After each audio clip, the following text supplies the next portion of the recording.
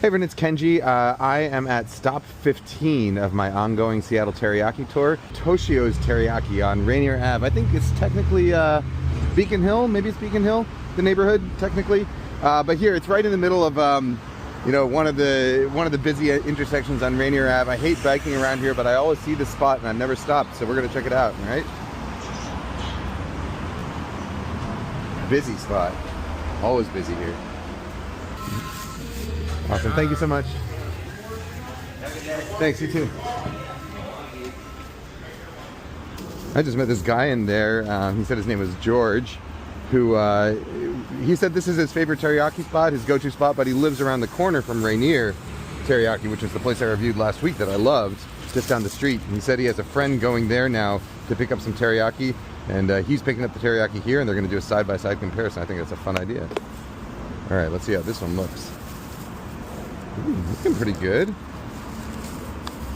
I was watching as they make this. Their kitchen is really open there, so they do definitely have the chicken pre-cooked in a steam table on the side, and then they take it out, reheat it on the griddle, and then chop it up and sauce it. So they're not heating up small pieces of chicken; they are reheating the whole cooked piece of chicken, which is usually a good sign, as opposed to, you know, chopping and then reheating. They also asked if I wanted sauce directly on my rice, which was a weird question because I would never want sauce on my rice, but I guess that's a thing that people do. For me, as for I think a lot of Japanese people, sauce is kind of, the rice is kind of meant to be a bland counterpart, almost like a palate cleanser, you know, in between bites of more flavorful stuff. Oh, dumplings came on the side this time. Usually it's salad on the side. Dumplings on the side I think is a better proposition to get more salad that way. All right, let's try the salad first. Romaine, a few shreds of carrot. Generous amount of it. That's pretty good. The dressing is not too sweet, which is you know, always a plus for me. It's very creamy, very mayonnaisey. The salad is a little limp. I don't know. It's all right. Good amount of it. All right, rice now.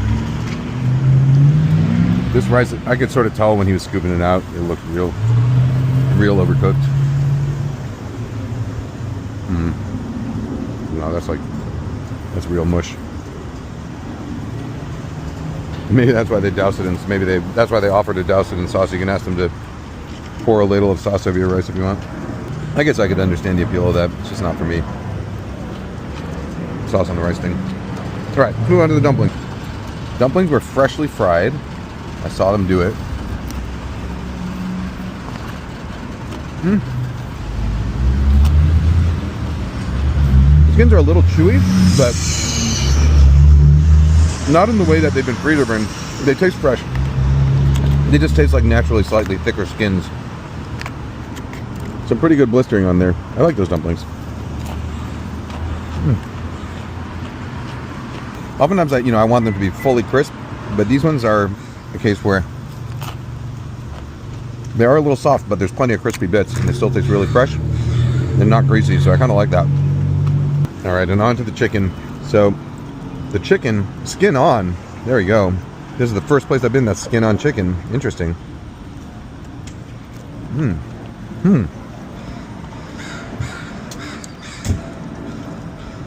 That is real juicy. Wow. It does have a bit of the warmed over flavor. You know, a little bit of that Boston Market warm turkey flavor. But very, very juicy. Very tender, almost kind of braised tasting. Yeah, I don't know what it is. Yeah, I guess it doesn't taste exactly like teriyaki to me, because it doesn't taste like grilled chicken so much, more than it does like kind of almost roasted or braised chicken. This is very, very soft. Like it's been like on a rotisserie almost, you know? Well, this is unique. This is not like any of the other teriyaki I've had. The texture of the chicken. Almost tastes like, I don't know, like if you took like a rotisserie chicken, like a Costco rotisserie chicken, and put teriyaki sauce on it. And yet I keep eating it. All right. Well, I'm glad I came here. This one is at least different, you know, and I pass by this one all the time. Look, it's pretty nice atmosphere inside as far as these places go. You know, there's they've got a ton of orchids. some seating in the plants. I like orchids. We got a ton of orchids at home too. I like picnic tables. They were super friendly in there. Yeah, I could eat this. All right. I wonder how George is going to feel about it. George, if you're watching this, tell me how you feel side by side Toshio's versus Rainier when you actually get around to it, all right? And for my drink of the day, today I went with the fountain. I like a fountain soft drink whenever I can find it compared to a bottled or canned soft drink. Fountain soft drink with a ton of ice. You know, when I spend a lot of time in the UK, I sort of lived there for a few months for summer once, and people get really annoyed there when they put ice in your drink. And most places don't put ice in drinks, or you might get like 1 or 2 cubes. I want my cup full of ice when I'm getting it from a fountain because, first of all, I want it to be really cold, but I also want it to be diluted, and I like that feeling of a straw going around, swirling through the ice. I want it to stay cold until the end. Anyhow, fountain drinks, lots of ice. I like them. I mixed together today mostly Diet Coke, a little splash of Dr. Pepper. All right, guys, gals, non-binary pals. See you next time.